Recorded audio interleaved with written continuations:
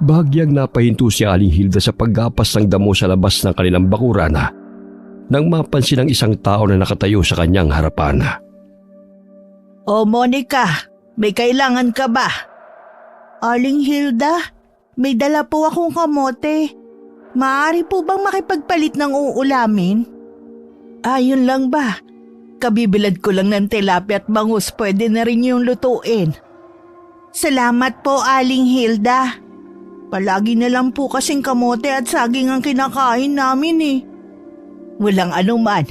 Teka, kukunin ko lang ang binilad kong isda. Inilagay sa plastik ni Aling Hilda ang ilang piraso ng pinatuyong isda. Binigyan na rin niya ng bigas ang dalaga upang makakain naman ng maayos sina Monica. O heto Monica, pagpasensyahan mo na lang ang 1 kilong bigas ha. Alam mo naman na medyo matumal ang bentahan ngayon. Tsaka itong binilad kong isda, kung gusto mong patuyuin pa, maaari mo namang ibilad ulit sa araw. Naku, maraming salamat po Aling Hilda. Kayo lang po talagang tumutulong sa amin eh. Pangising tugon ng dalaga sa ginang. Lumabas pa ang kulay dalanda nitong ngipin dahil bata pa lamang ay ngumunguya na ito ng bunga-bunga at apog. Agad niyang iniabot sa ginang ang isang supot ng kamoteng kahoy at saging. Hindi man kailangan ni Aling Hilda ang mga iyon, ngunit mas minabuti niyang tanggapin yon kapalit ng bigas at ulam kesa manghingi lamang ito. Sa kanya lamang naging mabait ang dalaga dahil pinapakita niya ito ng kabutihan. Kadalasan ay tinataboy ng mga tao si Monica dahil mabaho at nananakit daw ito.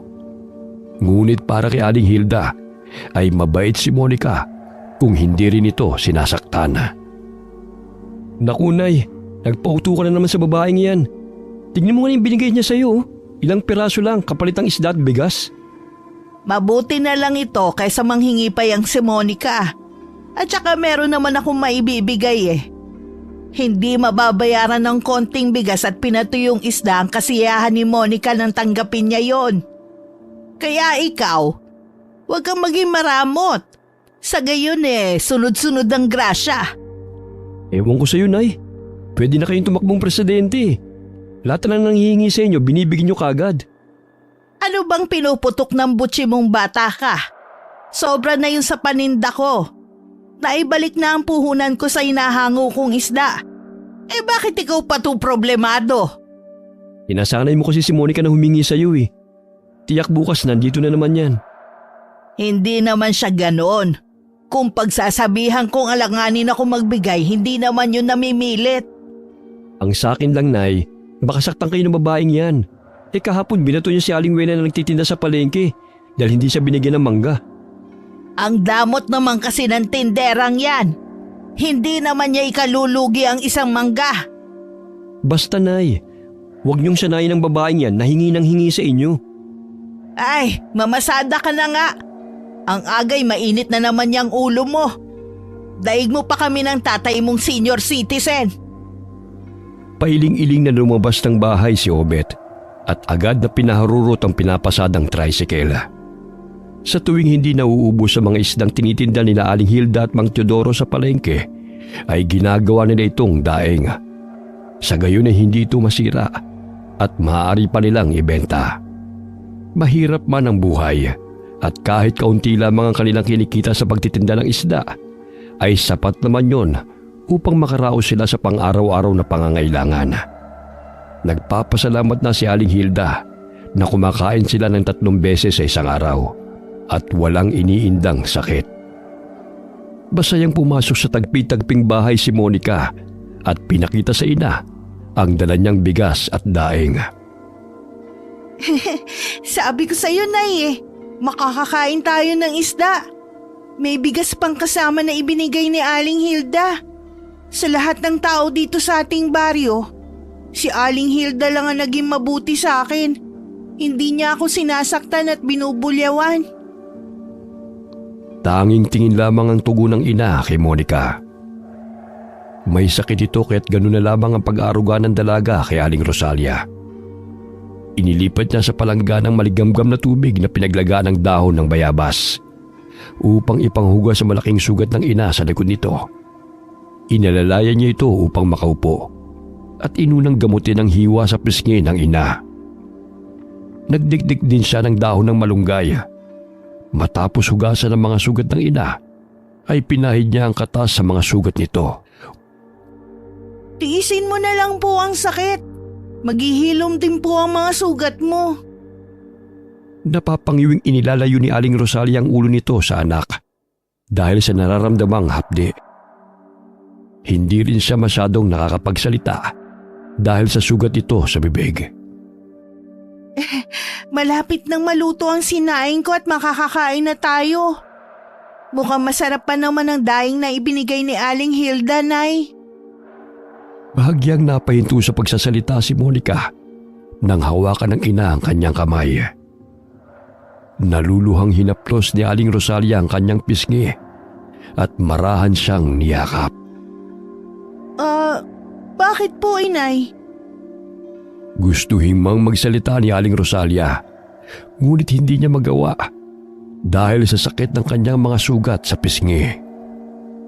Alam kong nahihirapan ka na. Salbahay talaga ang mga tao may gawa niyan sa inyo. Huwag po kayong mag-alala. Gagantihan ko po ang mga taong yan. Mga salbahay sila. Sinaktan ka nila. Bagamat higit na 30 na ang edad ni Monica, animoy 10 taong gulang lamang ang pag-iisip nito. Kaya madalas ay nagiging tampulan siya ng tukso ng mga bata sa baryo at maraming naiinis sa kanya dahil palagi itong nangihingi ng pagkain.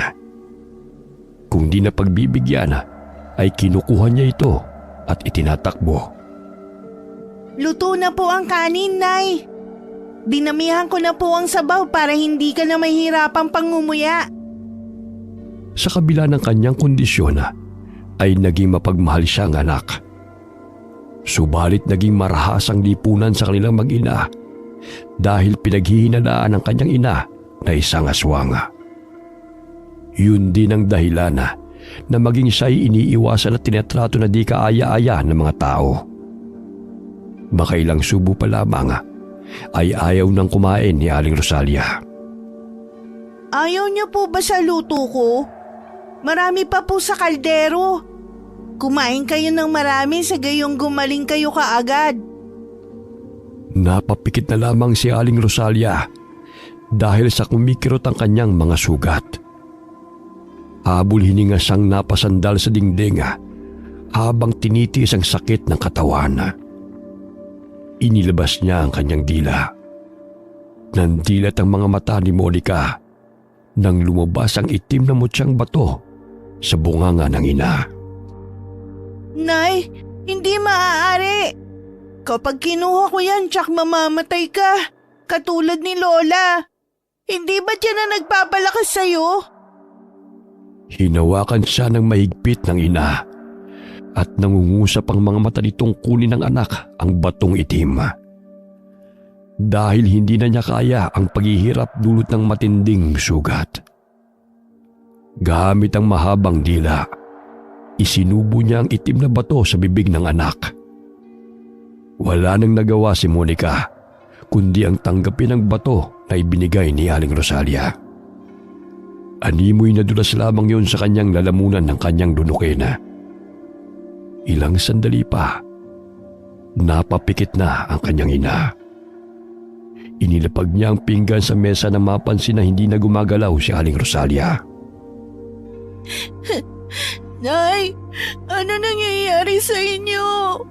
Gumising po kayo, Nay! Umiiyak na tinapik-tapik ni Monica ang piski ng ina. Ngunit naramdaman niya na hindi na ito humihinga. Humahagulgol niyang niyakap ang ina dahil alam niyang nawala na ito ng buhay. Malungkot na inihiga ni Monica si Aling Rosalia sa papag. Umiiyak siyang nagbungkal ng lupa upang doon na ilibing ang ina malapit sa kanilang tinitirahan. Ilang oras pa ang lumipas. Tuluyang nanigas ang katawan ni Aling Rosalia. Ngunit sinikap ni Monica na ilibing ang ina ng mag-isa. Nay, bakit mo ko iniwan? Ikaw na lang ang aking kasama. Tsaka kinamumuyan din ako ng mga tao. Paano na ako ngayon, Nay?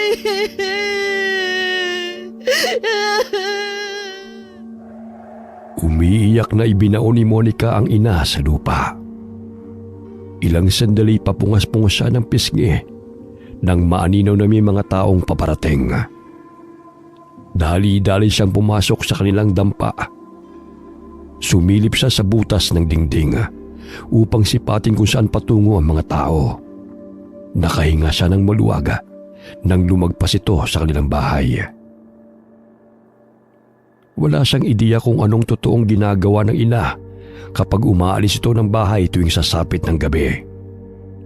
Sinasabi lamang nito na maghahanap ng makakain. Ngunit wala naman itong dalang pagkain maliban sa mga bahid ng dugo sa kanyang damit. Palaging sinasabi ng kanyang ina na malalaman din niya ang katotohanan sa takdang panahon. Namuhay ng mag-isa si Monica sa gubat. Paminsan-minsan ay lumuluwas siya ng baryo upang humingi ng makakain. Araw-araw niyang dinadalhan ng bulaklak ang puntod ng ina. Hindi rin niya nakilala ang kanyang ama mula pagkabata. Tanging sa kwento ng ina lamang niya naririnig ang pangalan ng kanyang ama. Ayon sa kanyang ina, ay namatay ito nang sunugin ang kanilang dating bahay. Kaya't napadpad sila sa kabundukan ng Bukidnon nang sila'y makatakas. Naisipan ni Monica na lumuwas ng baryo upang humingi ng pagkain. Naubos na rin ang mga kamoteng kahoy na kanyang tanim, kaya't kinakailangan niyang makahanap ng makakain. Hoy lalaki, pahingi naman ng barya oh. Nandito ka na naman. Ang aga-aga manghihingi ka na. Wala pa nga akong pasahero eh. Bibigyan mo ko ng piso o babasagin ko tong salamin ng motorsiklo mo. Sumusobra ka na, Monica, ha? O ito, lumayas ka na. Nabibwisit ako sa pagmumukha mo. Wala ka nang ginawa kundi mamirwisyo ng tao. Salbahe ka! Ikaw yung anak ni Aling Hilda na masungit. Mabuti pa ang nanay mo mabait. Salbahe ka! Salbahe! Umalis ka na nga. Ang baho mo eh. Ice mid na umalis si Monica sa harapan ni Obet. Napakusot naman ang ilong ng lalaki dahil sa panghi ni Monica. Pambihirang amoy ng babaeng yun. Nakakamatay. Oh anak, bakit ganyan ang mukha mo? Bilhan mo nga muna ako ng yelo kay Carlos. Kulang kasi ang nabiling yelo ng tatay mo eh. Yan kasi si Monica eh. Ang aga-aga humingi ng barya. Muntik pang sirain ang salamin ng motorsiklo ko. Binigyan mo na sana kaagad. Hindi yung ang dami mo pang sinasabi. O siya, pagkabili mo ibigay mo na lang ang yelo sa tatay mo. May ihahatid akong isda sa suki ko. Sinunod na lamang ni Obet ang ipinag-uutos ng ina. Maya-maya'y nakita ni Aling Hilda na pinapalo ng isang tindera si Monica dahil kinuha ang isang dalandan na ibinibenta nito. Aray! Aray, tama na! Nasasaktan ako! Ay, tama na yan, Ale! Nasasaktan na si Monica, oh! Madamot yung babae na yan, Aling Hilda. Ayaw akong bigyan. Nagugutom na ako eh. Halika, Iha. Sa susunod, huwag kang basta-basta kukuha ng mga tinitinda nila. Masama yun. Talagang magagalit sila. O itong 10 piso. Bayaran mong kinuha mong dalandan. Sige po, hindi na po mauulit. Tama yan. Sa gayon ay hindi ka nila saktan. Ikaw naman, Ale, wag naman gano'ng kabilis ang kamay mong manakit. Nakikita mo naman ang kondisyon ni Monica eh. Nagdadadaldal pa ang tindera. Ngunit hindi na pinakinggan pa ni Aling Hilda at agad na umalis. Hindi niya namalayan na sinusundan siya ni Monica habang palabas siya ng palengke. Aling Hilda, kailangan mo po ba ng tulong? Ako na magbubuhat ng basket ninyo. Nandiyan ka pala, Monica. Hindi na. Magaan lang naman ito eh. Malapit lang naman ang bahay ng pagbibigyan ko nito. Ganun po ba? Maraming salamat po sa pagligtas niyo sa akin Balang araw makakabawi rin po ako sa kabutihan ninyo. Huwag mo nang alalahanin yon. Basta ang habiling ko sa'yo na huwag kang kumuha ng mga bagay na hindi mo pagmamayari. Dahil magagalit ang mga tao.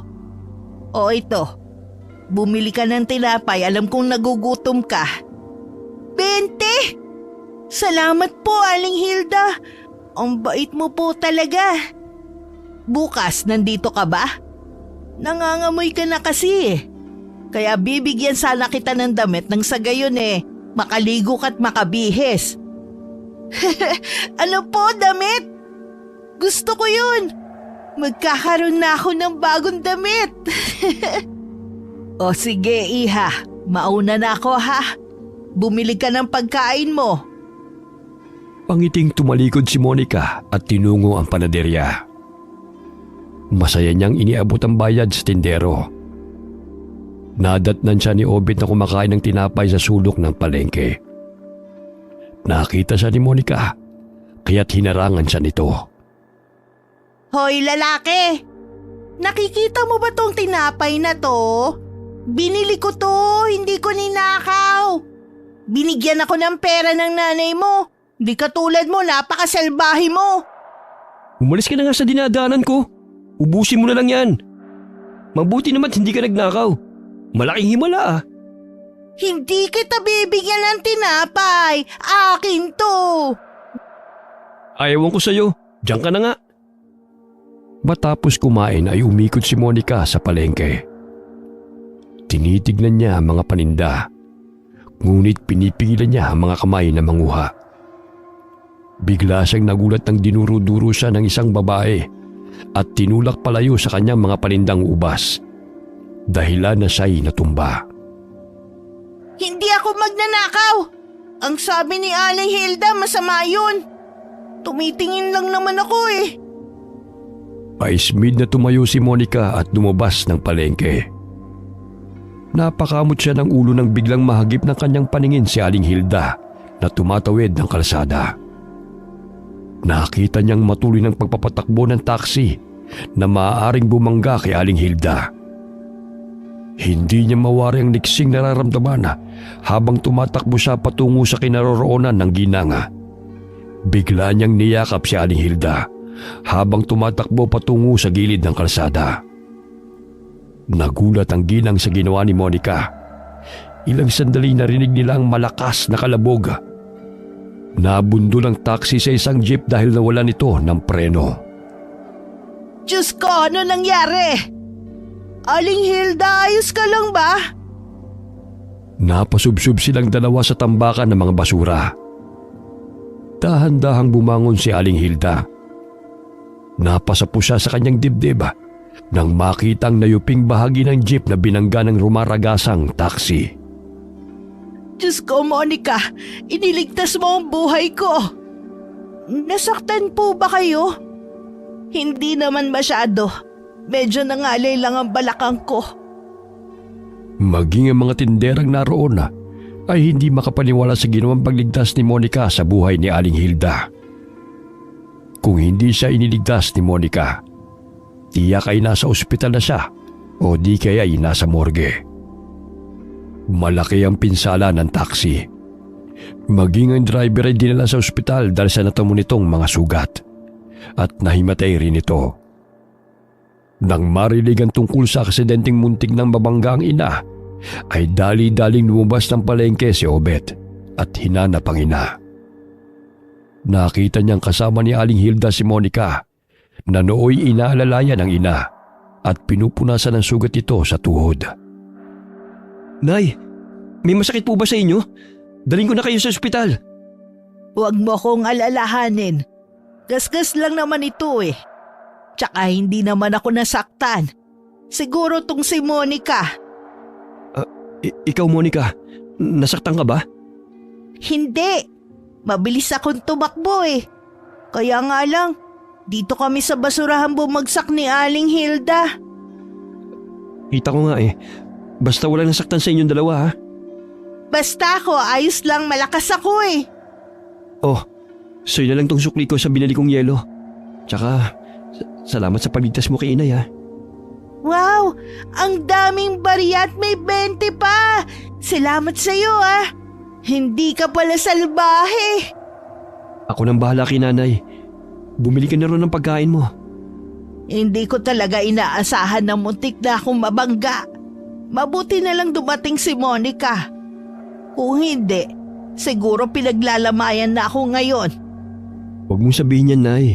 Hindi mo pa talaga oras. Halika na, punta na natin si tatay. Bumalik ng gubat ng maraming dalang tinapay si Monica. Dumidilim na, ngunit mas pinili niyang umuwi sa kanilang tinitirhan. Sa daan ay may nalalanghap siyang amoy na hindi pangkaraniwan. May nakita siyang kubo at marahan siyang lumapit doon. Mula sa bintana ay may nakita siyang babae na nagtutupi ng damit habang may dinuduyang sanggol.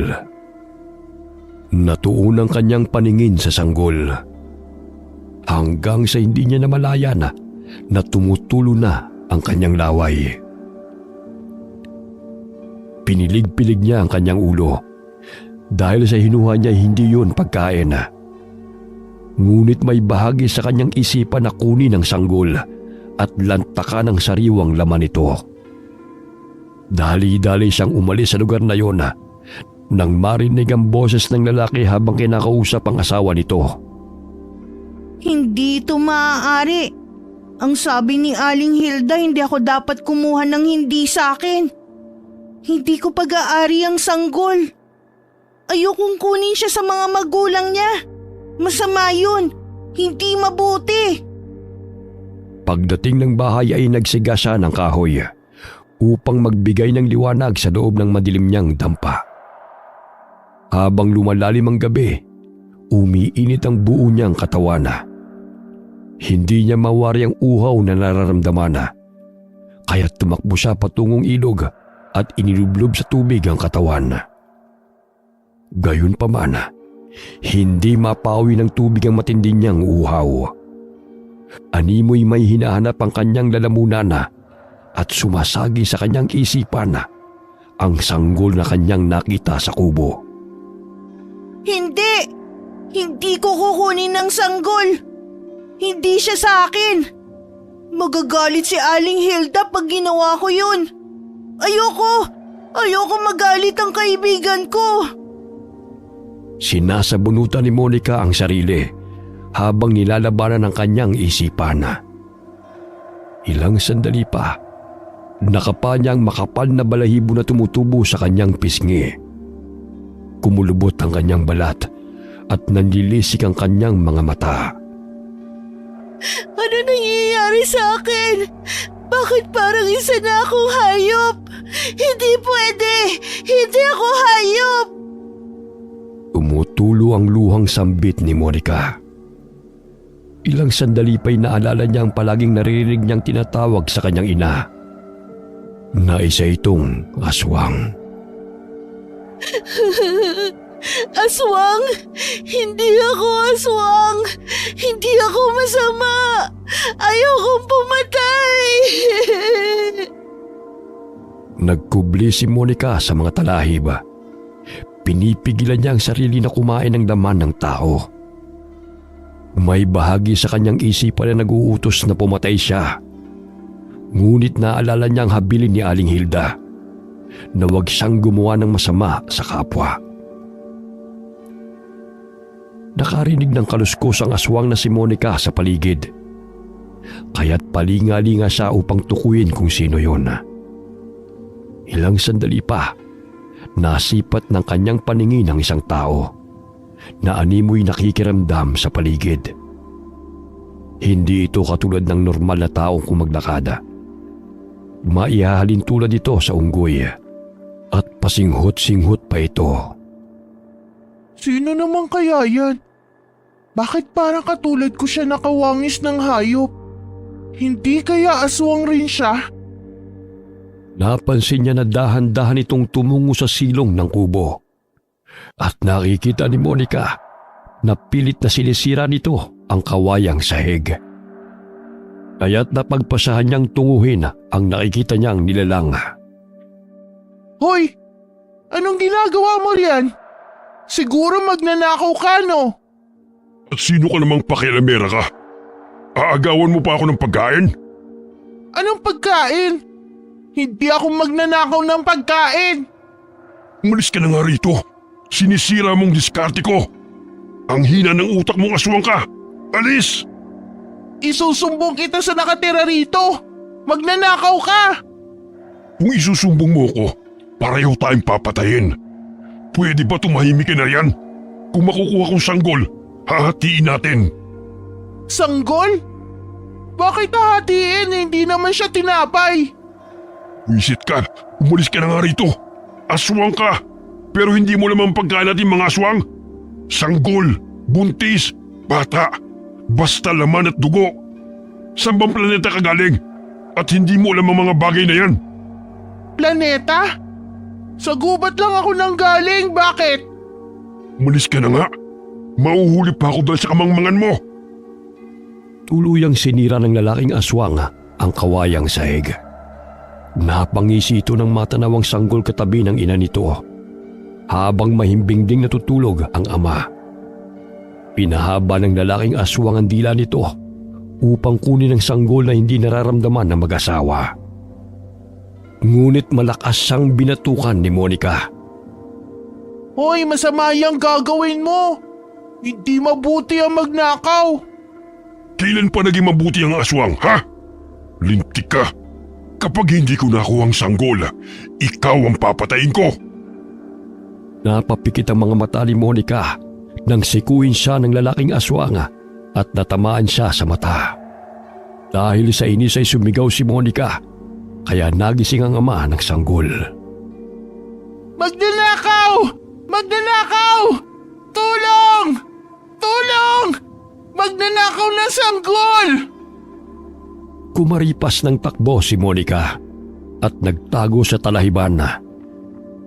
Akmang tatakbo ang lalaking aswang, ngunit naipit ang kanyang dila sa kawayang sahig dahil sa pagkataranta. Lintik kang babae ka. Mahuli lang kita. Lalamutain ko talaga yung mukha mo. Malakas na atungal ang pinakawalan ng lalaking aswang nang putuli ng ama ng sanggol ang kanyang dila. Hindi ito magkamayaw sa sakit.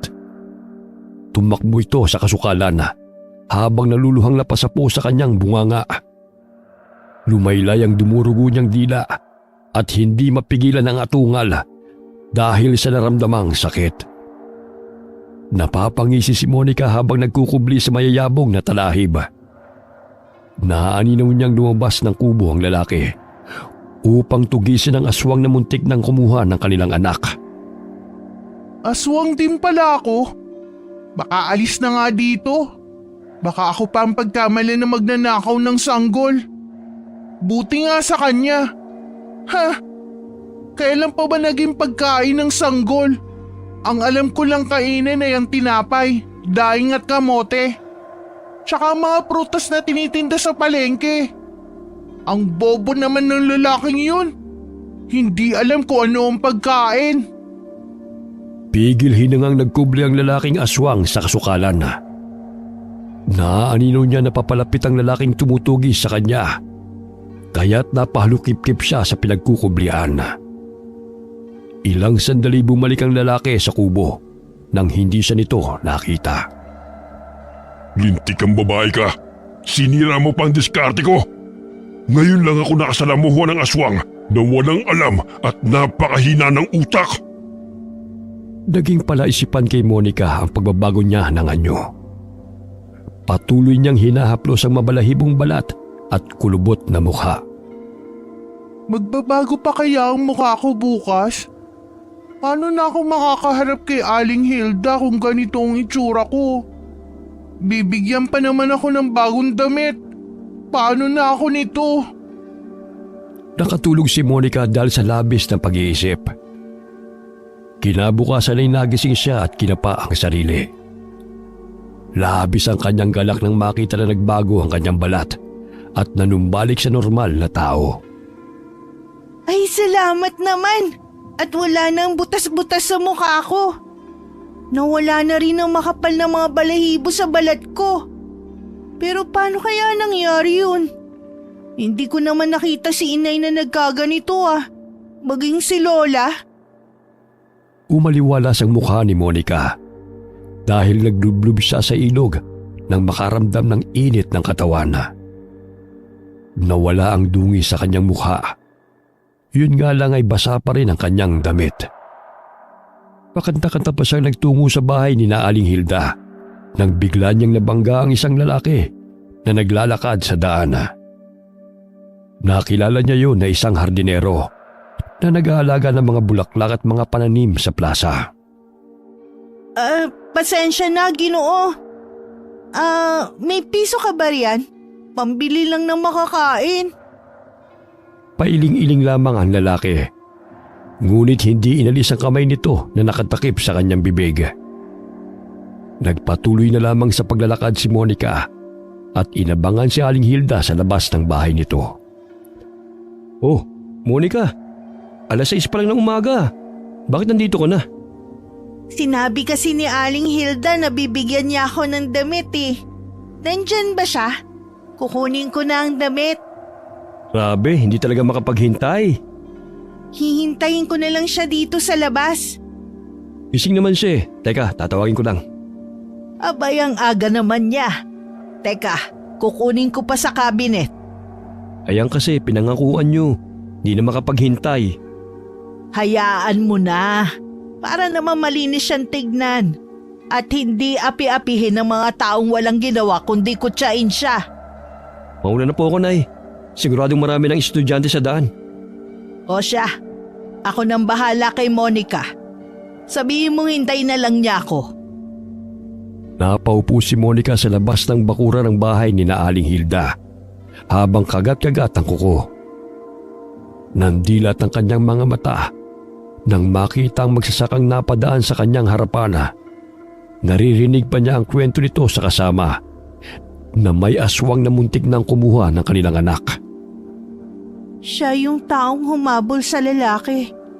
Sayang nga lang hindi niya nahuli ang magnanakaw ng sanggol. Akalain mo pagkain daw?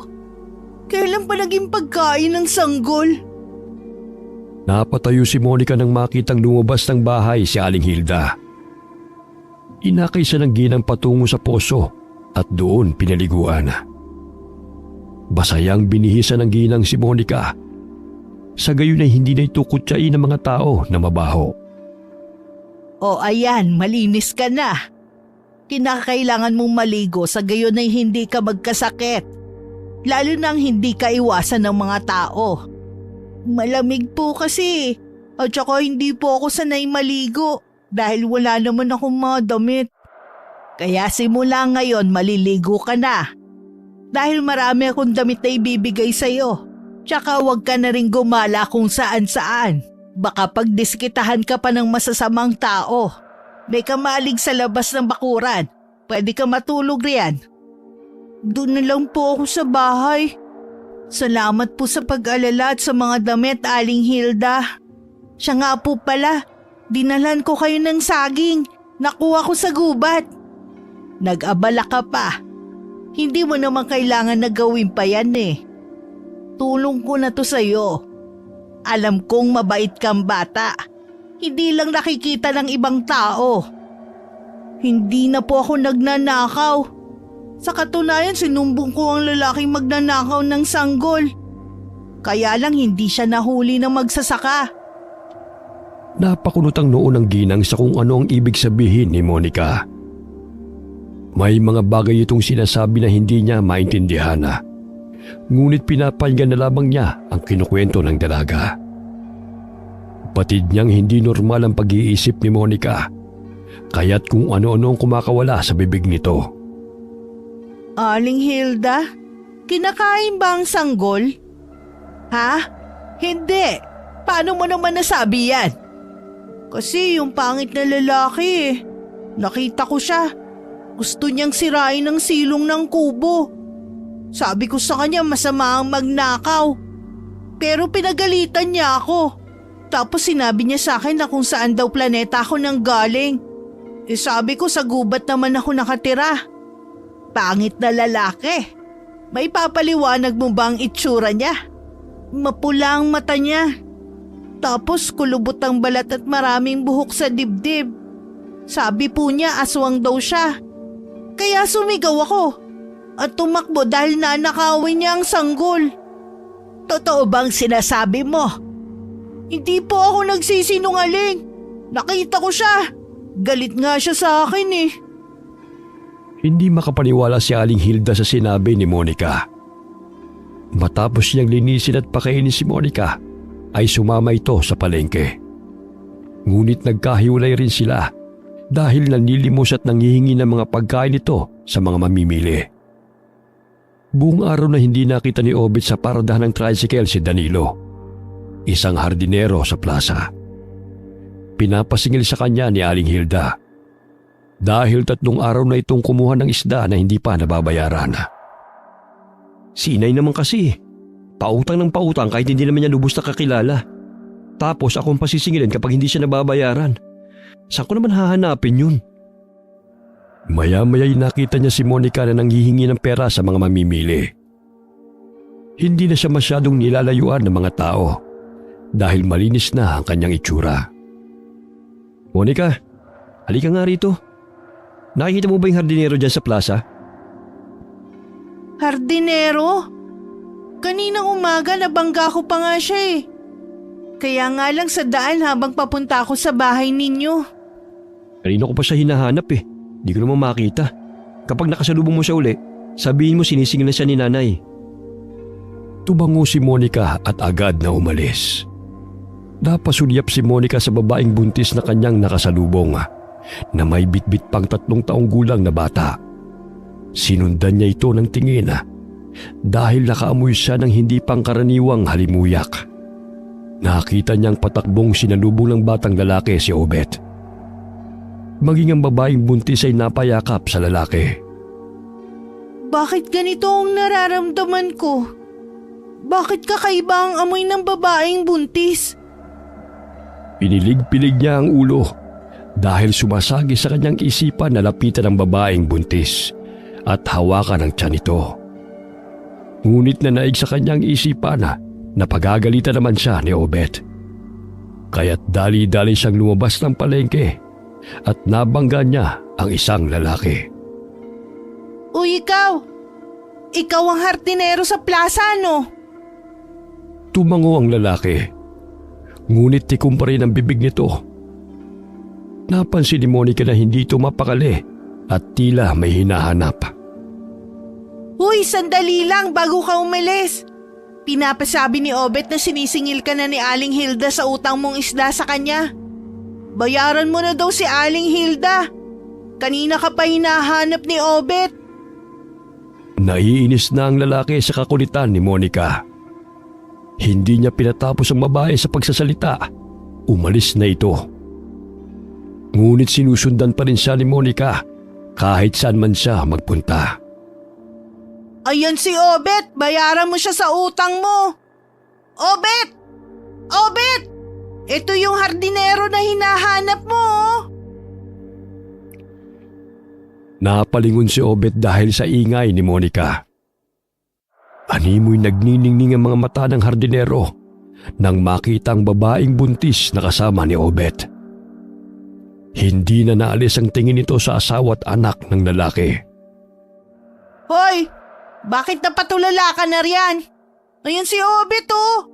Bayaran mo na ang isda na inutang mo kay Aling Hilda.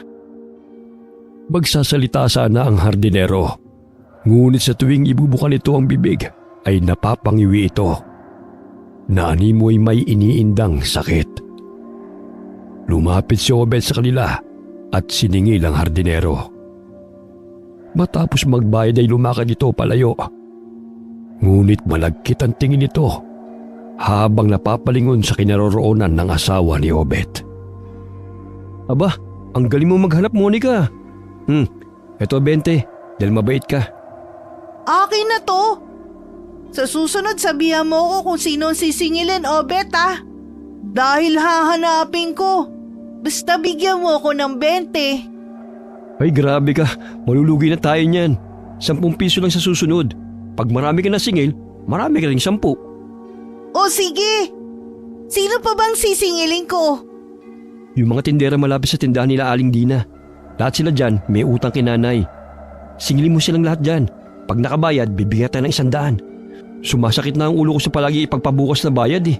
Napakakunat singilin. Napangiti si Monica nang marinig ang sinabi ni Obet. Dahil magkakaroon siya ng 10 piso.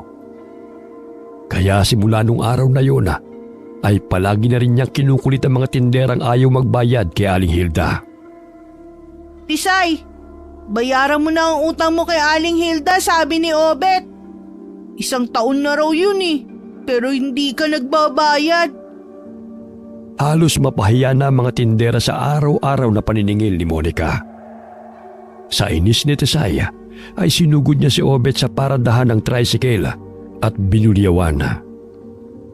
Oh, bakit ikaw pa ang galit? Ikaw na nga itong nangutang eh. Hindi naman kasi pinupulit ni Inay ang perang pinahiram sa'yo.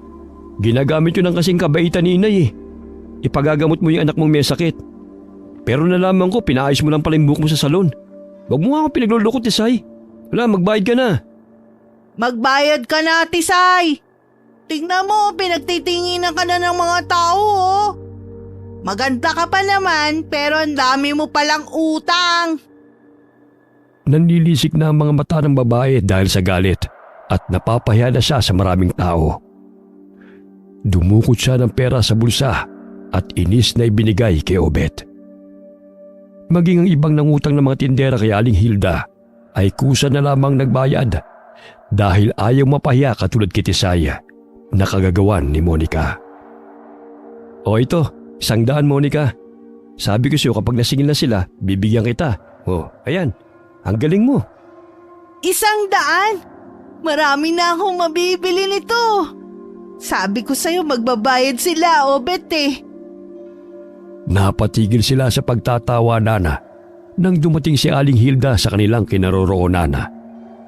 Narinig niya ang tungkol sa paniningil ni Obet na ikinagalit ni Tisay. Ano tong pinag-agawa mo kay Monica, Obet? Ayun, dinaldalan ako ni Tisay dahil pinahiya niyo raw siya. Aba, siya pa talaga may gana magreklamo. Dapat lang talaga mahiya siya kasi sinungaling na ubod pa ng kulat kung singilin. Ito yung pera na binayad ng mga tinderang pinautang mo. Sa susunod, huwag na kayo magpadala sa awa, Nay, ha? Niloloko ka lang ng mga yan. Pasalamat kayo kay Monica, ang galing palang maningil nito. Ay nako, Iha. Pagpasensyahan mo na tong si Obet, ha? Kung ano-anong kalokohan ang itinuturo sa'yo. Umuwi ng maraming pagkain si Monica. Napadaan siya sa tapat ng bahay ni Aling Hilda. Bahagya siyang napahinto dahil sa hindi mapigilan ng mabangong amoy na nalanghap na nagmumula sa loob ng bahay. Lumabas ng bahay si Grace upang kumuha ng mga sinampay. Napangiti sa kanya ang babae, kaya't tumugon rin si Monica. Hindi nito mapigilan ang sarili na matitigan ng tiyan ni Grace. Nakaramdam siya ng pagkatakam nang makita ang 6 na buwan na pinagbubuntis nito. Nanumbalik ang kanyang wisyo nang marinig ang tricycle na pinapasada ni Obet. Oh, Monica, bakit hindi ka lang sumabay sa amin? Naglakad ka pa. Gusto ko lang kasi maglakad-lakad. Sige, mauna na ako. Ingatan mo ang sanggol sa sinapupunan ng asawa mo ha. Baka nakawin. Ha? Sino magnanakaw? Mauna na ako. Bago pa ako abutan ng dilim sa daan. Malayo-layo pa ang lalakarin ko eh. Mag-iingat ka sa daan. Baka may makasalubong kang mga loko-loko dyan. Ingatan mo ang anak mo. Gumagala ang magnanakaw sa gabi. Agad na umalis si Monica. Gayon na lamang ang pagtataka ni Obet kung ano na naman ang ibig sabihin ni Monica. Pailing-iling niyang pinasok ang kanilang bakuran at pinapasadang tricycle. Napasulyap si Obet sa kalsada. Naaninaw niya ang isang lalaki nagmamasid sa kanilang bahay. Ngunit lumakad ito palayo ng kanyang mapansin. Tinulungan na lamang niya ang asawa sa pagkuha ng mga sinampay na damit dahil bahagya siyang nakaramdam ng kaba sa pagkakataong yun. Mabuti naman at naisipan ng umuwi ni Grace, anak. Mahirap na kasi siya pa ang mag-aalaga sa kanyang ina gayong lumalaki na ang tiyan niya. Kaya nga po, Nay, pinakiusapan ko yung kapatid niya na kumari sila na muna mag-alaga kay Nanay Maring. Hindi mo naman maalis sa asawa mo ang mag-alala sa kanyang ina. Lalo na't kalalabas pa lamang ng ospital. Sinabi ko sa kanya na magpahinga rin. Siya yung buntis pero siya pa yung nag-aasikaso kay Nanay Maring. Alam mo namang nag-iisang babae lang yung asawa mo sa 5 magkakapatid. Bunso pa, kaya ganun kung magmahal. Bukas ako na munang pupunta sa bahay ni Nanay para mabisita ko naman at dalhan siya ng pagkain. Para sa ganun makapagpahinga naman ng maayos si Grace at hindi na pwede sa kanya magbiyahe na malayo. Matapos maghapunan ay agad na nagpahinga ang mag-anak sa kanilang silid. Maagang nakatulog si Grace at ang kanilang anak na si Binoy dahil sa pagod. Mahigit 2 oras din ang kanilang biniyahe sakay ng bus. Hating gabi, malakas na kalabog ang narinig ni Obet mula sa bubungan. Kaya napabalikwas siya ng bangon. Lumabas siya ng bahay upang tignan kung ano ang pinagmumulan ng ingay. Napansin niyang may lumundag mula sa kanilang bubong at kumaripas ng takbo patungo sa kasukalan. Nagising din si Aling Hilda at Mang Teodoro. Napansin nilang lumabas ng bahay si Obet at may dala pa itong flashlight. Muling pumasok ng bahay si Obet. Naging palaisipan sa kanya ang aninong kanyang nakita patungo ng kasukalan. Ano ba ang bumagsak sa bubungan? Bakit ang lakas ng kalabog? Nay, may nakita kong lumundag mula sa bubong. Hindi kaya aswang yun? Naalala ko yung sinabi ni Monica na ingatan ko raw ang aming anak dahil may magnanakaw na gumagala. Yun din ang sinabi niya sa akin noong nakaraang araw. Akala ko'y gawa-gawa lang niya ang kwento. Alam mo naman si Monica, isip bata. Lumabas muli ng bahay sina Mang Teodoro at Obet upang tignan kung naroon pa sa paligid ang nakitang nilalang. Maya-maya'y nasipat ni Obet na may kapiraso ng tela na nakasabit sa kawayang bakod. Sa isip niya'y napunit ang damit ng aswang nang tumakas ito. Sa di kalayuan, natatawang pinagmamasdan ni Monica ang aligagang lalaking aswang habang siya'y naroon sa itaas ng puno. Lingid sa kaalaman nito na si Monica ang may kagagawa na ng malakas na kalabog sa bubungan ni Aling Hilda. Akala mo makukuha mo ang sanggol? Hindi ako papayag na nakawin mo ang anak ni na Grace at Obet. Pahagik-gik na sambit ni Monica. Nang makita niya ang lalaking aswang na dahan-dahang gumagapang sa bubungan ng bahay ni Aling Hilda, ay agad siyang dumampot ng malaking bato at inihagis yun sa bubungan. Sa gayon ay makalikha yun ng ingay. Ganun na lamang ang pagkataranta ng lalaking aswang dahil sa pagbagsak ng malaking bato sa bubong na siyang dahilan na magising si Obet. Sino naman kayang bumato sa bubungan? Palagi na lamang naaantala ang aking misyon. Hindi bale, babalikan ko ang buntis na yun. Sisiguraduhin ko na makukuha ko ng sanggol. Bumalik ng dampa si Monica. Ngunit hindi pa rin siya tumitigil sa kakatawa nang maalalang reaksyon ng lalaking aswang. Kinapa niya ang kanyang mukha, ngunit naroon pa rin ang mga balahibo sa kanyang pisngi. Hindi na naman siya nagtagumpay sa pagnanakaw ng sanggol. Hindi ako papayag na saktan niya ang mga kaibigan ko. Masama ang aswang na yun. Humiga si Monica upang matulog.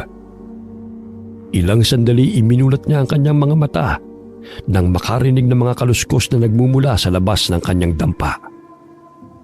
Napansin niya na kumakaripas ang takbo ang lalaking aswang dahil may mga taong humahabol sa kanya. Dali-dali siyang lumabas at umakyat sa mayabong na puno. Nagkubli siya sa mga dahon, sa gayon ay hindi makita ng mga tao ang pangit niyang anyo. Naririnig niya ang mga tao ng galit na pinaghahanap ang lalaking aswang. Naninaw niya na may 2 lalaking pumasok sa kanyang dampa. Ano naman ang gagawin ng mga taong yan sa bahay ko? Hindi naman ako ang aswang na hinahabol nila. Kunot noong sambit ng aswang na si Monica.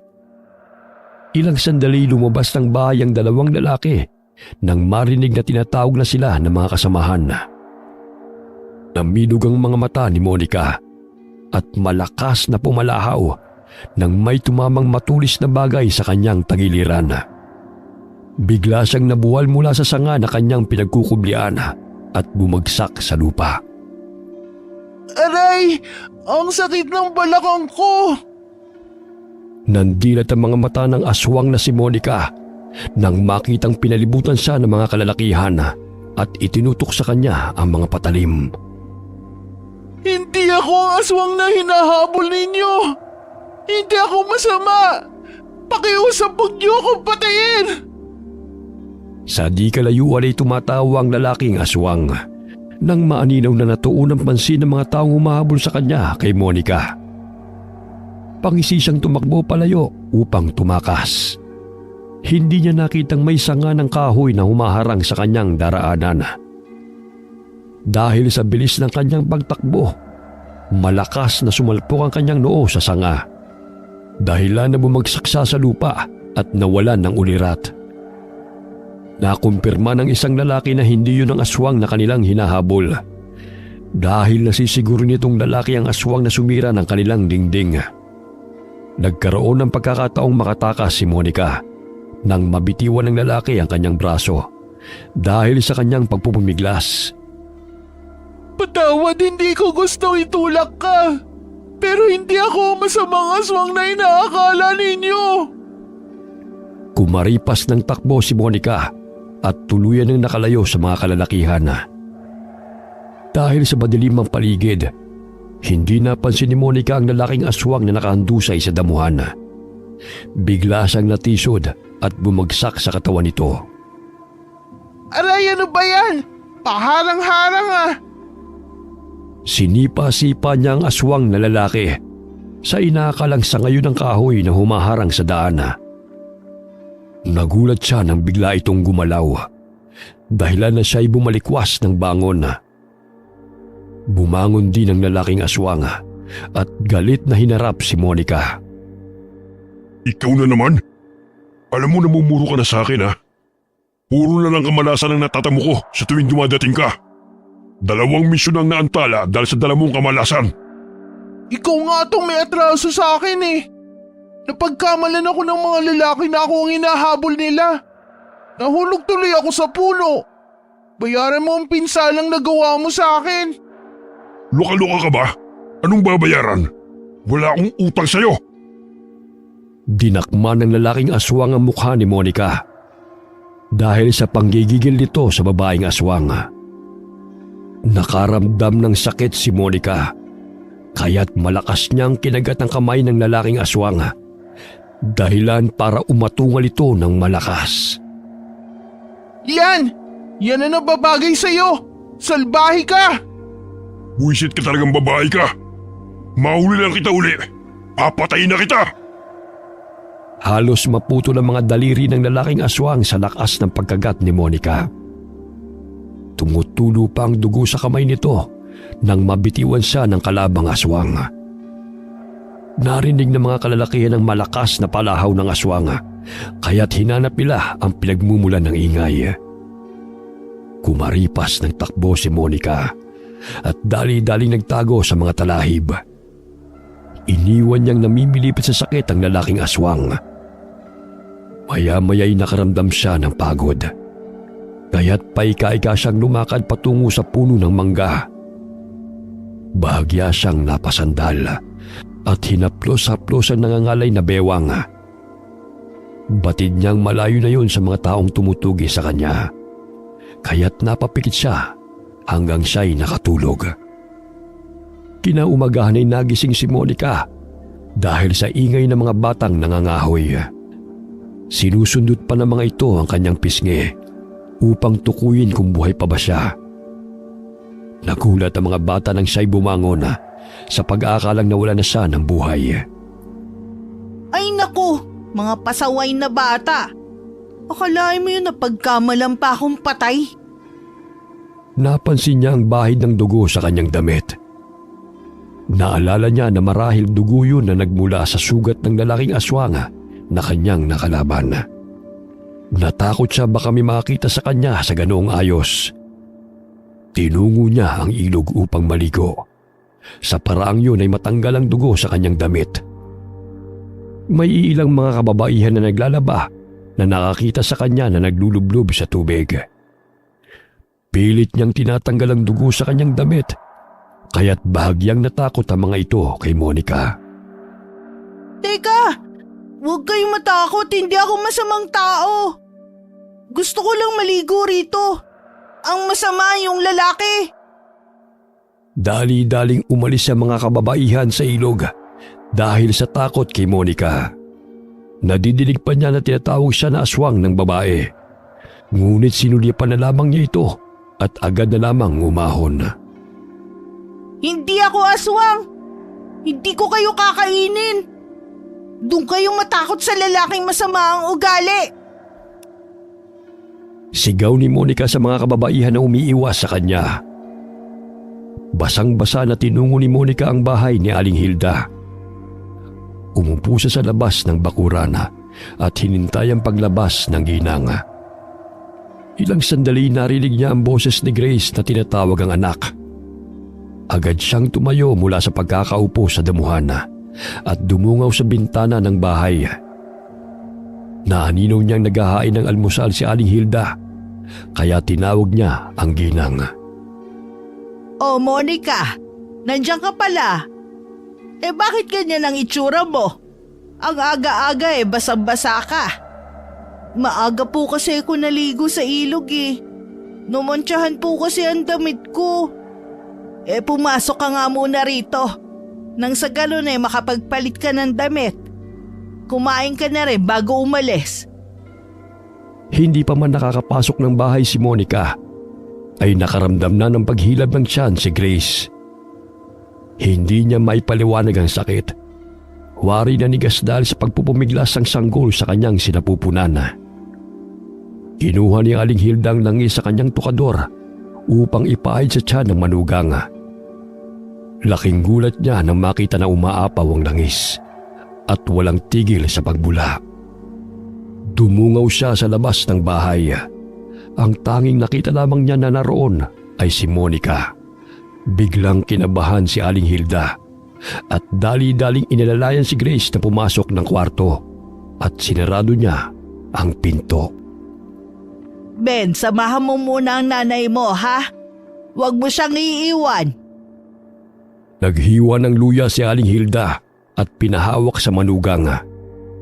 Hinaplusan niya ng langis ang tiyan ni Grace, kaya't unti-unting nawala ang paghilab at nararamdaman itong sakit. Huwag kayong lalabas ng kwarto, ha? Ako na ang bahala kay Monica.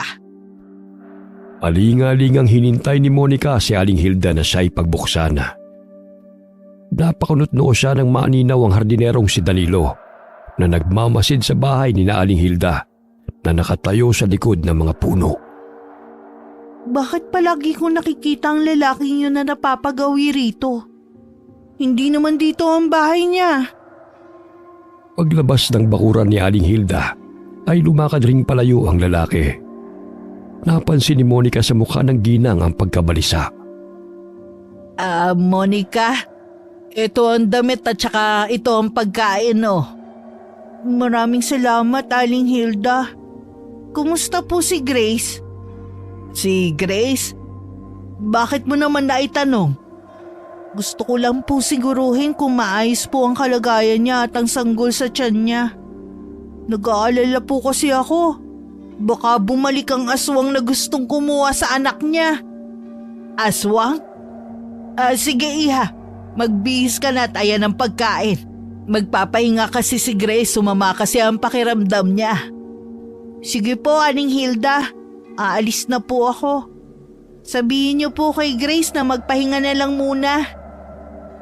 Adimoy pinawisan ng malapot si Aling Hilda nang makita na tumigil sa pagbula ang langis sa bote nang tuluyang nakaalis si Monica. Napasa po siya sa kanyang dibdib at napapikit. Hindi kaya totoong haka-haka na aswang ang nanay ni Monica? Matagal-tagal ko nang hindi nakikita si Rosalia. Maaari kayang naipasa na nito ang pagiging aswang kay Monica. Pero bakit niya pinag-iingat si Grace at ang sanggol nito kung siya nga ang aswang? Hay nako, naguguluhan na ako. Napaupo si Grace sa ilalim ng puno at kumain ng almusal na ibinigay ni Aling Hilda. Pansamantala siyang napatigil sa pagmuya nang makita na naman niya ang lalaking pabalik-balik na palagi nagmamasid sa bahay ni na Aling Hilda. Hoy ikaw! Sandali nga lang. Anong pakay mo sa bahay ni na Aling Hilda? Palagi kita nakakasalubong at alam kong hindi ka taga rito. Ikaw yung hardinero sa plaza na malapit sa palengke. Bakit wala ka sa plaza? Bakit ka nandito? Ay binibisita lang akong kamag-anak. Malapit lang dito ang bahay. Pakailan mo ba? Ilan lang naman ang mga bahay dito. Alam ko kung sino ang nakatira. Sino ang binibisita mo, Aber? Sino ka ba? Daig mo pa ang pulis kung magtanong ah. Siguro mangungutang ka na naman kay Aling Hilda, no? Lumang estilo na yan. Kaya umalis ka na. Tantanan mo na si Aling Hilda. Natuon ang pansin ni Monica sa kamay ng lalaki na ipinasok nito sa bulsa ng pantalon. Hindi nito tinatanggal ang kamay kahit tumalakad na ito palayo kay Monica. Bahagyang sumagi sa isip ng dalaga na marahil yun ang lalaking aswang na kanyang kinagat, kaya't hinabol niya itong muli. Teka, sandali lang. Bakit mo tinatago ang kamay mo? Ano nangyari dyan? Bakit ba ang kulit mo? Paulit-ulit ka na lang eh. At isa pa, wala akong dapat na ipaniwanag sa'yo. Diyan ka na nga! Baliw! Malakas nitong itinulak si Monica dahilan ng pagkatumba ng dalaga. Inambahan pa nitong kakaltukan si Monica, ngunit mabilis itong umilag. Nagkataon na may dumaang tricycle, kaya't agad na sumakay ang lalaki at tuluyang nakalayo sa lugar na yun. Posible kaya na siya ang lalaking aswang na nakalaban ko kagabi? Hindi maaaring kunin niya ang sanggol sa tiyan ni Grace. Mamamatay si Grace pag ginawa niya yun. Naku! Hindi maaari. Isusumbong ko siya kina Obet at Aling Hilda. Alas 4 na ng hapon nakauwi ng bahay si Obet. Nadatnan niya sa kanilang bahay si Aling Hilda at ang kanyang mag-ina. Oh, Nay, akala ko ba sinama mo si tatay sa palengke? Hindi na muna. Medyo sumama kasi ang pakiramdam ko kaya sinabihan ko ang tatay mo na siya na lang muna roon. Ganun ba? May gamot ka ba dyan? Kung wala, bibili ako. Meron pa naman. Huwag ka mag-alala, nakainom na ako. Maya-maya'y narinig nila ang boses ni Monica na tumatawag sa labas ng kanilang bahay. Napansin ni Obet ang pangamba sa mukha ng ina at bahagya siyang hinawakan ito sa braso. Anak, kung maaari huwag mong iiwan ang mag-ina mo. Lalo na't buntis yang asawa mo. Ayoko lang na may masamang mangyari kina Grace at kay Ben. Oo naman, Nay. Pero bakit parang natatakot yata kayo? Ayun na naman yung ampun niyo. Kung maaari huwag mong pahintulutan na makalapit si Monica kay Ben at kay Grace. Baka matakot si Ben sa kanya. Tsaka baka kung anong sumagi sa isipan niya at kung ano ang magawa niya sa bata. Naninibago naman yata ako sa inyo, Nay. Noon sinasabi mo na mabait siyang si Monica. Ngayon parang nag-iiba na yata ang ihip ng hangin ah. Mabait sa atin, oo. Pero kay Ben at Grace nangangamba ako. Basta sundin mo na lang ang sinasabi ko. Huwag mong iwan ang iyong mag-ina. Naalala mo yung sinasabi mong nilalang na sumampa sa bubong? Natatakot ako, anak. Baka nagkatotoo ang haka-haka na naririnig ko tungkol sa kanya. Naaswang si Monica? Bakit kasi hindi mo pa ako diretsuhin, Nay? Alam mo naman naging malapit na sa akin ng batang yan. Pero wag mo siyang saktan hanggat hindi naman siya nananakit, anak. Hindi ko naman siguro mapapangako sa inyo na hindi ko siya masasaktan kung magagawa niyang saktan sino man sa atin. Sinasabi ko lang to sa'yo. Nang sa ganun baka paghanda ka sa anumang panganib. Hindi ko naman sinasabing saktan mo si Monica. Lalo na't hindi pa natin nasisiguro na siya nga ang sumampa sa bubungan. Basta, Nay, hindi ako magdadalawang isip na patay ng aswang na mapapagawi sa atin. Lumabas ng bahay si Obet at hinarap si Monica. Nakangisi pa ang dalaga na makita siya dito. May dala itong saging upang ibigay kay Aling Hilda. Napansin ni Obet ang mga galos sa balat ni Monica. Naalala niya ang aswang na kumaripas ng takbo patungo ng kasukalan nang lumabas siya ng bahay. Sa isip niya, maaaring si Monica nga ang aswang na yun. Oh, Monica, ano naman ang ginagawa mo rito? Bakit ganyan ang itsura mo? May dala akong saging. Ito para sa inyo. Nabalitaan ko kasi masama ang pakiramdam ni Grace. Ito palang halamang oregano. Ilaga mo na lamang ang saging na yan para may makain ka. Para hindi ka na nanghingi ng pagkain kahit kanino. Kung maaari, huwag mo nang dalas-dalasan ang pagpunta rito. Nakakabulabog ka na rin, Monica eh. Bakit naman? Hindi naman ako salbahe Kinuha ko pa sa gubat ang mga halamang gamot para kay Grace para gumaling siya. Itapal mo na lamang yan sa mga sugat mo. Ayos na si Grace. Huwag mo na siyang alalahanin pa. Sige na, umalis ka na, Monica. Napasimangot na umalis na lamang ang dalaga. Pasulyap-sulyap pa siya sa bahay habang lumalakad palayo. Malungkot na tinatanaw ni Aling Hilda si Monica. Ngunit kailangan niyang dumistansya sa dalaga. Lalo na't matindi ang kanyang kutob na isa itong aswang.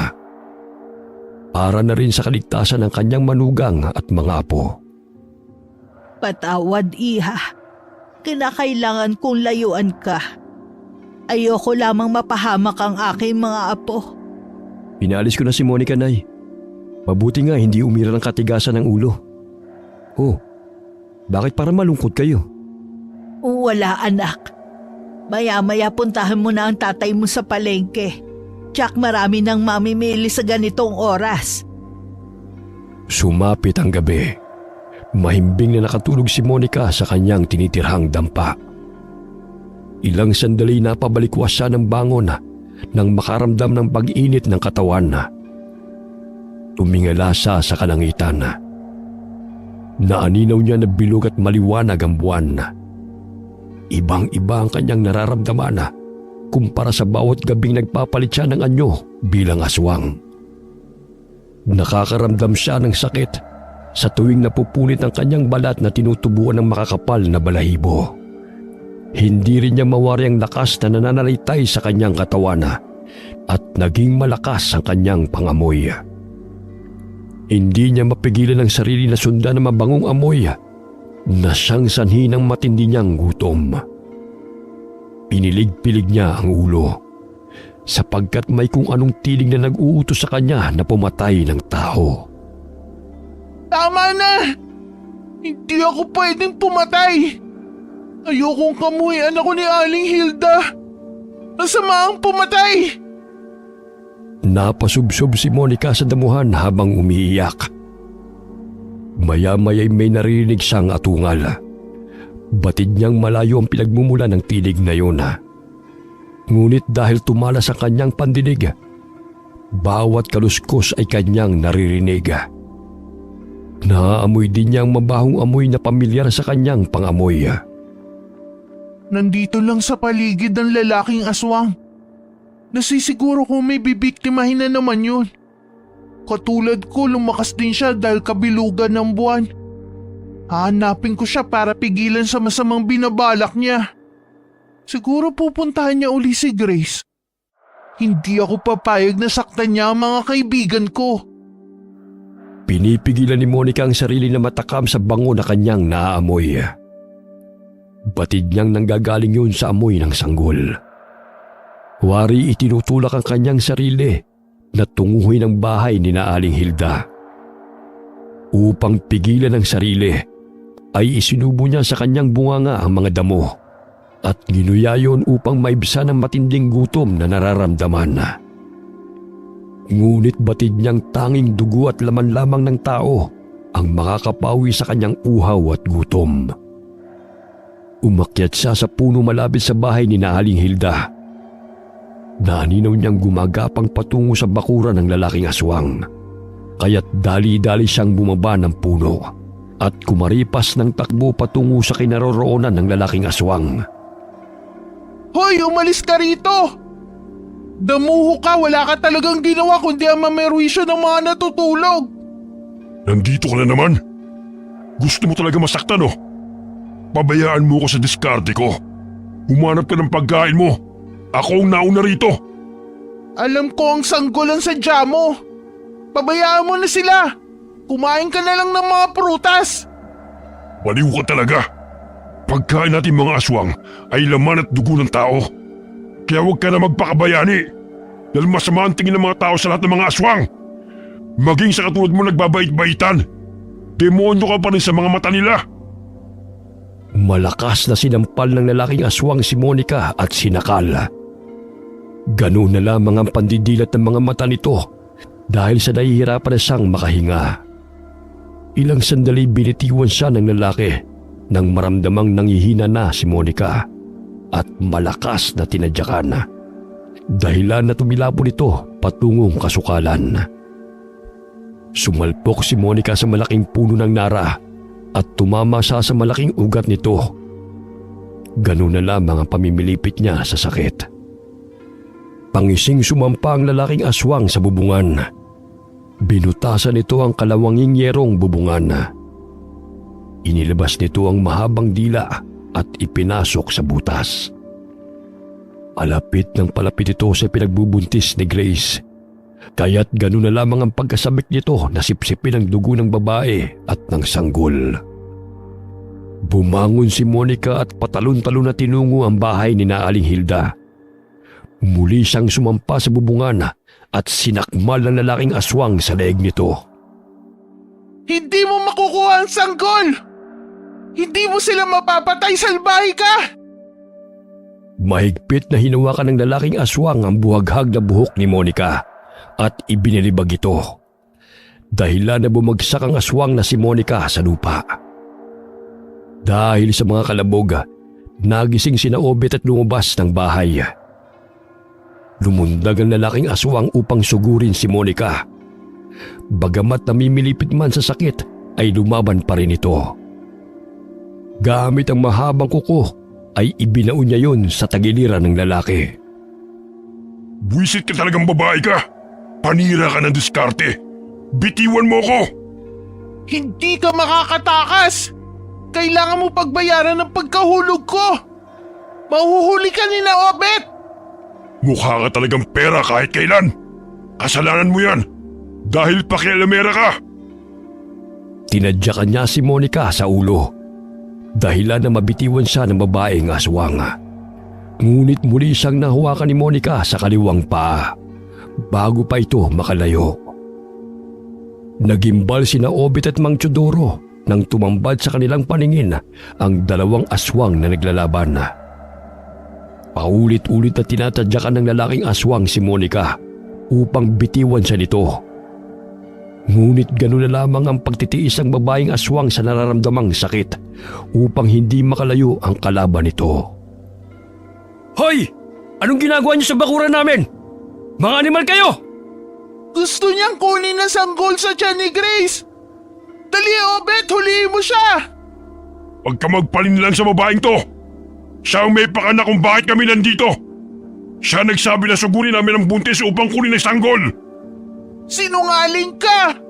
Hindi totoong sinasabi ng aswang na yan, Obet! Salbahe siya! Kaya ako na parito dahil gusto ko siyang pigilan! Monica? Ikaw ba yan? Kinuha ni Obet ang itak at lumapit sa dalawang aswang.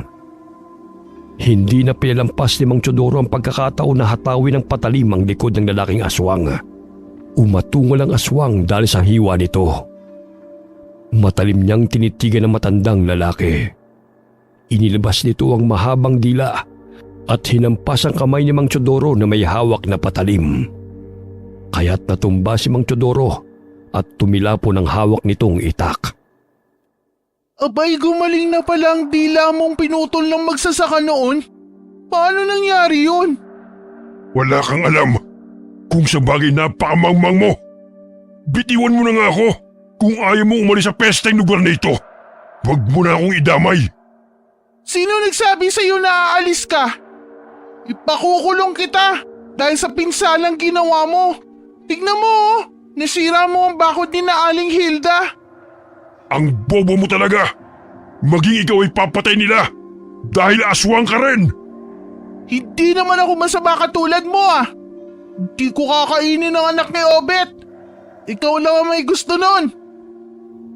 Malakas na sinampal siya ng lalaking aswang at muli siyang tinadyakan sa ulo. Ngunit bago pa man ito makatakbo palayo, ay ibinato ni Obet ang hawak nitong kutsilyo patungo sa lalaking aswang. Bumaon ang patalim sa tagiliran nito, kaya humahangos itong tumakbo patungong kasukalan. Anong klaseng aswang at tangin ng babaeng yun? Bakit palagi niya akong pinapakialaman sa diskarte ko?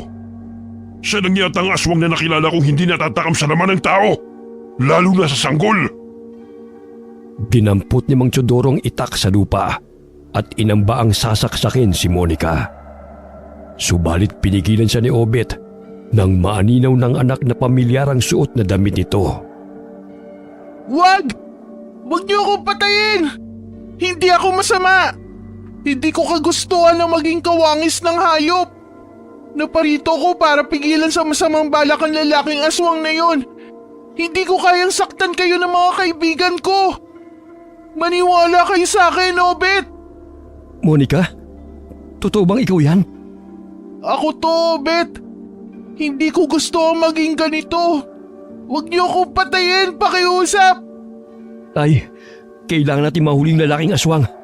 Natitiyak ko mapanganib siya kaysa kay Monica. Sumilip ng bintana si Aling Hilda. Hindi siya nagkakamali na si Monica ang nakikita niyang nakahiga sa lupa habang nagmamakaawa sa kanyang mag-ama. Nasisiguro niya na ang damit na suot ng aswang ay ang duster na ibinigay niya kay Monica. Bumangon si Monica at kumaripas ng takbo patungong kasukalan. Sumunod sina Obet at Mang Teodoro upang habulin ng lalaking aswang. Tila asong pasinghot-singhot si Monica sa paligid at inaamoy kung saan naroon ang lalaking aswang. Tumingala siya sa isang puno at nasipat niya na doon nagkukubli ang kanyang kalaban. Nariyan ka lang pala. Pinahirapan mo pa ako. Obet! Narito ang salbahing pangit na lalaki. Lintik kang babae ka. Bakit ayaw mo akong tantanan, ha? Wala ka talagang kadala-dala. Dinaganan nito si Monica at kinalmot ng paulit-ulit. Gayon na lamang ang pagsangga nito sa pagsugod ng kalabang aswang. Malakas nitong ibinaon ng matatalim na kuko sa sikmura ni Monica, dahilan na mapahiyaw ito sa labis na sakit. Mapatay mo nga ako, pero sisiguruhin kong maaabutan ka ni na Obet para hindi ka na makaperwisyo sa mga tao. Ikaw sigurong anak ni Rosalia. Katulad mo, isa rin siyang pakilamera. Dahil sa pangingialam niya sa akin, siya pa ang tinugis ng mga tao. Kaya ngayon, sisiguraduhin ko mapapatay rin kita. Nakakaramdam na ng panghihina si Monica. Bahagya siyang napaluha nang marinig ang sinabi ng kalaban na siyang dahilan ng pagkamatay ng ina. Nanghihina may hindi pa rin niya pinapakawalan ng lalaking aswang. Maya-maya'y narinig niya mga yapak na papalapit sa kanilang kinaroroonan. Buong lakas niyang sinakmal ang leeg ng lalaking aswang, kaya't sumirit ang dugo nito. Palipat-lipat ang tingin ni Obed sa dalawang aswang na naglalaban. Hinataw niya ng itak ang lalaking aswang. Dahilan na nagtamo ito ng malalim na sugat sa braso. Nabaling ang atensyon nito kay Obed, kaya't tumalon ito sa harapan ng lalaki at pinulupot ang mahabang dila nito sa leeg ni Obed, kaya't nabitiwan nito ang itak. Ilang sandali dumating si Mang Teodoro at inihagis ng aswang si Obed patungo sa kinaroroonan ng matanda, kaya't nabuwal silang dalawa. Hindi niyo ako mapapatay! Mga lalampalapang mga tao! Malakas na humalakhak ang lalaking aswang. Hindi niya napansin na dahan-dahang dinampot ni Monica ang itak ni Obed. Paglingon ng lalaking aswang sa kanya, walang awa niyang tinusok ang mata nito gamit ang patalim. Paulit-ulit niyang ginawa yun, kaya't palakas ng palakas ang atungal ng aswang. Dahil sa galit ni Monica, ay tinabas niya ng itak ang ulo ng kalabang aswang. Bumulagta ang katawan nito sa lupa, na nabiyak ang ulo nito. Umalahaw sa iyak si Monica nang maalalang na mayapang ina. Salbahe ka! Ikaw palang pumatay kay inay! Lumapit sina Obed at Mang Teodoro sa kinaroroonan ni Monica. Tumambad sa kanilang harapan ng walang buhay na lalaking aswang. Doon na patunay ni Obed na hindi si Monica ang aswang na gustong pumaslang kay Grace at sa sanggol, kundi ang lalaking aswang. Obed, hindi ako masama! Hindi ko gusto maging pangit ang itsura ko! Pakiusapang niyo akong patayin! Umiiyak na nagmamakaawa si Monica sa mag-ama. Ilang sandali may naaninaw sila na paparating ng mga tao na may daladalang lampara. Magtago ka na, Monica, bago ka pa nila maabutan. Kami nang bahalang humarap sa mga tao. Salamat, Obed! Aalis na ako! Mag-iingat ka, Monica. Salamat sa tulong mo. Nakangiti habang paika-ikang lumakad palayo si Monica. Marami siyang natamong sugat, kaya't naghanap siya ng mga halamang gamot upang maibsan ang nararamdamang sakit. Sumambulat sa paningin ng mga kalalakihan ng nakahandusay na aswang na lalaki. Nalaman nilang may sumugod na aswang sa bahay ni Obed dahil sa ingay at malakas na atungal ng aswang. Huwag na kayo mag-alala pa. Ayan yung aswang na sumugod sa aming bahay. Napatay ko siya. Lingid sa kaalaman ng mga kalalakihan na pinatakas ni Obed ang aswang na si Monica. Sumapit ang umaga. Napatda si Obed ang makilala ang aswang nang magpalit ito ng anyo bilang tao. Hindi sila makapaniwala na ang hardinerong si Danilo yun. Nagtulungan silang maghukay ng lupa upang mailibing ang aswang na naghasik ng lagim sa kanilang baryo. Simula nang mamatay si Danilo, ay wala nang napapabalitang may aswang na sumusugod sa mga kabahayan.